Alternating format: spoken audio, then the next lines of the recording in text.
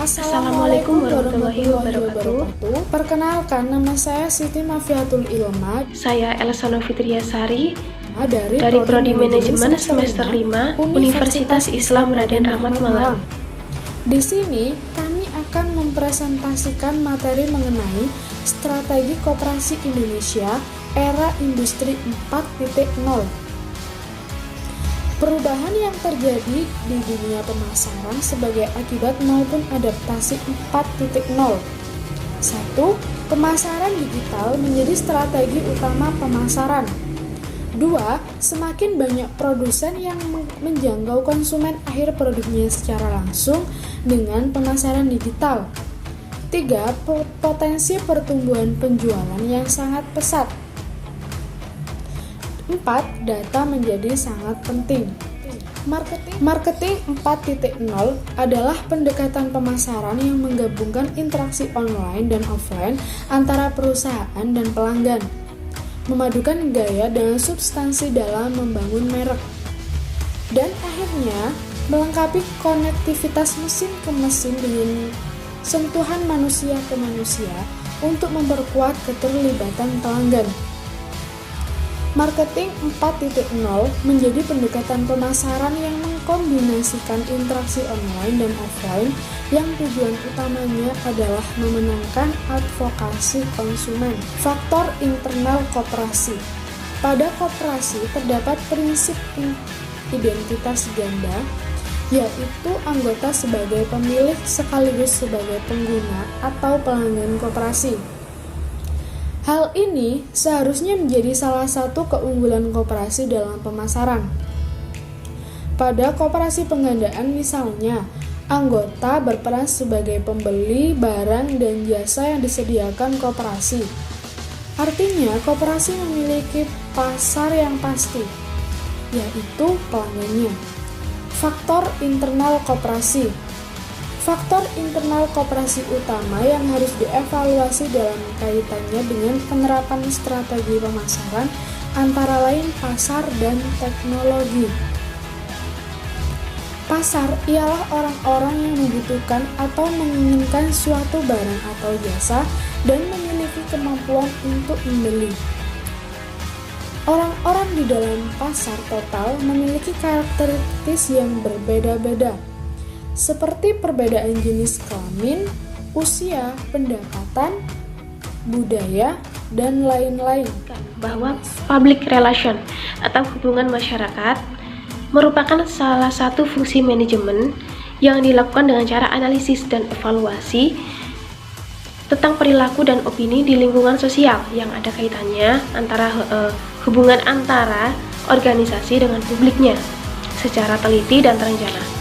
Tentu hal tersebut didasarkan dengan standar-standar etis untuk memastikan bahwa kebijakan etika yang baik organisasi telah dipercaya dan didukung oleh publik.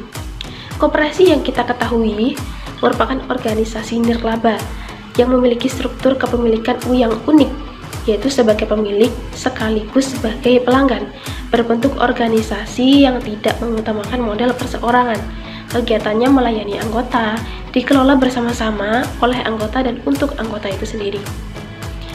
Kemudian memiliki solidaritas kekeluargaan, memiliki peran memajukan potensi ekonomi anggota untuk kesejahteraan sosialnya, dan nantinya akan berdampak pada kualitas hidup masyarakat dan perkembangan perekonomian di Indonesia.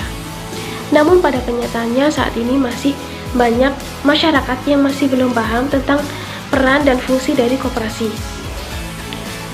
Kurangnya pengetahuan masyarakat ini nantinya akan menjadi hambatan dalam mengenalkan organisasi ke publik. Selain itu, masih banyak pendapat-pendapat negatif yang masih ada di pemikiran masyarakat tentang koperasi, dan masih banyak koperasi yang menjalankan aktivitasnya tidak sesuai dengan jati diri koperasi, tidak sesuai dengan peran, fungsi dari koperasi itu sendiri. Dan yang paling parah lagi yaitu menyalahgunakan koperasi sebagai sehingga menyebabkan banyak fenomena banyaknya pengurus koperasi yang tidak berhasil atau gagal dalam mengelola koperasi. Hal ini nantinya akan berdampak pada kepercayaan anggota dan masyarakat tentang kinerja dari koperasi itu sendiri. Oleh karena itu, perlu adanya public relation atau hubungan masyarakat yang memiliki strategi yang efektif dalam menumbuhkan citra dan pengetahuan koperasi yang baik di pemikiran masyarakat agar kepercayaan masyarakat terhadap koperasi semakin meningkat. Dari pendapat tersebut dapat kita artikan bahwa public relation berguna untuk membuat hubungan yang baik antara organisasi dengan publik, baik di lingkungan internal seperti hubungan antar anggota di koperasi, kemudian jika di lingkungan eksternal seperti pemasok, distributor, konsumen, dan lainnya, sehingga citra organisasi atau koperasi di mata publik mendapat citra yang positif, dan hasil tersebut pasti akan menguntungkan bagi perkembangan koperasi itu sendiri. Dari pendapat Azim dan Tony tadi, dapat dikatakan bahwa sebagai hubungan masyarakat yang kompeten perlu melakukan suatu strategi yang bagus, yang kuat, strategi yang detail, terperinci, terencana dalam berkomunikasi dengan berbagai macam perilaku atau tindakan pihak tertentu yang mempunyai berbagai kepentingan berupa alasan-alasan penyimpangan yang berdampak terhadap tujuan dan prioritas organisasi. Wazir dan Brehm tahun 1995.